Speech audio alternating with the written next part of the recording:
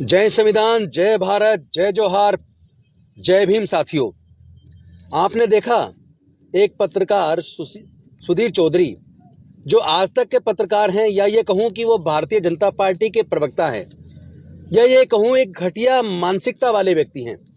आपने सुना उन्होंने क्या कहा हेमंत सोरेन जी के बारे में। चित्रा के पास।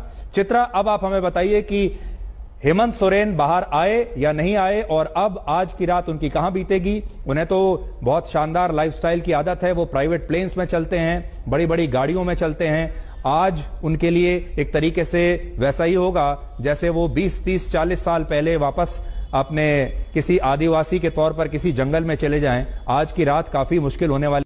उन्होंने कहा कि हेमंत सोरेन जिस तरह अब से 20-30 साल पहले एक आदिवासी की तरह जंगलों में रहते थे, उसे उसी तरह रहना चाहिए, उसको लग्जरी लाइफ नहीं मिलनी चाहिए।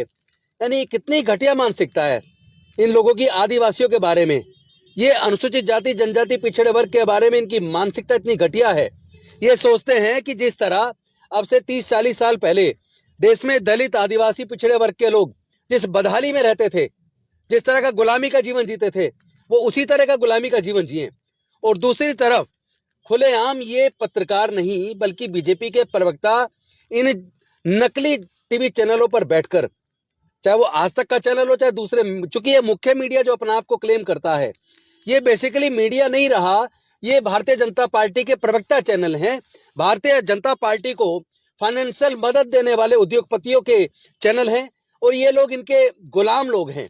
ये लोग हमारे लोगों को उस तरह आगे बढ़ते हुए नहीं देखना चाहते।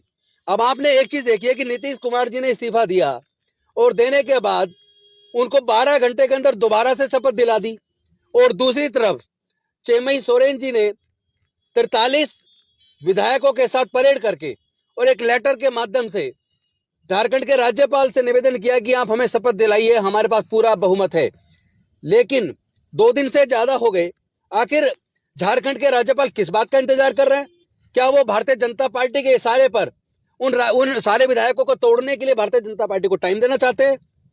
क्यों सोरेन जी को बुलाकर उनका शपथ ग्रहण क्यों नहीं करवा रहे हैं? आपने देखा चंडीगढ़ के अंदर मेयर का चुनाव होना था, 20 वोट कांग्रेस और आम आदमी पार्टी गठबंधन के पास थे, और बीजेपी के पास केवल 16 वोट थे। आम आदमी पार्टी और कांग्रेस का मेयर बनना था। लेकिन जिस तरीके से एक बीजेपी के कार्यकर्ता को प्रेजाइडिंग ऑफिसर बनाकर 8 वोट आम आदमी पार्टी की उन्होंने इनवैलिड कर दी और मेयर बीजेपी का बना लिया, ये कब तक चलेगा? ये धोखाधड़ी, ये प्रजातंत्र को खत्म कर रहे हैं। ये लोग मानवता के दुश्मन है, ये लोग लोकतंत्र के दुश्मन है, ये लोग संविधान के दुश्मन है। ऐसे लोगों को जवाब देना पड़ेगा। और आज उसके खिलाफ जब दिल्ली के अंदर बीजेपी मुख्यालय पर प्रदर्शन हो रहा है, दोनों राज्यों के मुख्यमंत्री, पंजाब के भी और दिल्ली के, उसमें शामिल हो रहे हैं, सारे विधायक शामिल हो रहे हैं, सारे कार्यकर्ता शामिल हो रहे हैं। उनकी बसों को रोका जा रहा है, उनको गिरफ्तार किया जा रहा है, उनको डिटेन करके रखा जा रहा है। आखिर ये प्रजातंत्र को क्यों रोक रहे हैं? क्या जनता को अधिकार नहीं है संवैधानिक तरीके से इकट्ठा होकर अपनी आवाज को बुलंद करने का?